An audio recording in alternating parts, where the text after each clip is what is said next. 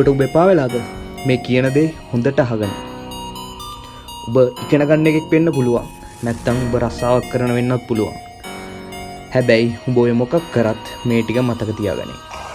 ඔබ දැනුත් මේක අහන්නේ ඇඳක ඉඳන් වෙන්න පුළුවන්. නැගිටපන් මිනිහෝ නැගිටපන්. ඔය ඉන්නේ උඹ නෙවෙයි. මතක් කරගනින්. උඹ දිනන්න හීන දැකපු හැටි.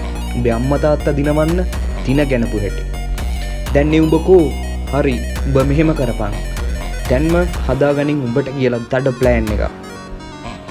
සතියක් ඒ විදියට වැඩ කරපන්. සතිය ගියාට පස්සේ ආයෙ උඹ දිහාම හැරිලා බලපන්. මට විශ්වාසයි අනිවාර්යෙන් උඹ ඉඳපු තැන ඉඳන් ගොඩක් උඩ ඉදී. උඹේ තියෙන වැරදි අතපසුවීම් සටහන් කරගනින්. හැබැයි සටහනක් විතරක් නෙවෙයි. එතන ඉඳලම ඒව හදාගනින්. මහන්සි වෙන දේවල් වලට නෙවෙයි. උඹේ තියෙන ටාගට් ඇචීව් කරන්න. උඹ දැනටත් හිතන් ඉන්නවා නම් උඹට තව කල් තියෙනවා කියලා නෑ. ඒක එහෙම නෙවෙයි. මේ තප්පරෙත් උඹ පහු කරන් ගොඩක් උන්ගේ ජීවිත දිනන්න වැඩ කරනවා ඇති. හැබැයි උඹ උඹේ චර්යාව වෙනස් කරගත්තොත් මට විශ්වාසයි උඹ අන්ස්ටොපබල් එකෙක් වෙනවා. වැඩ කරන උඹට ජය මචං.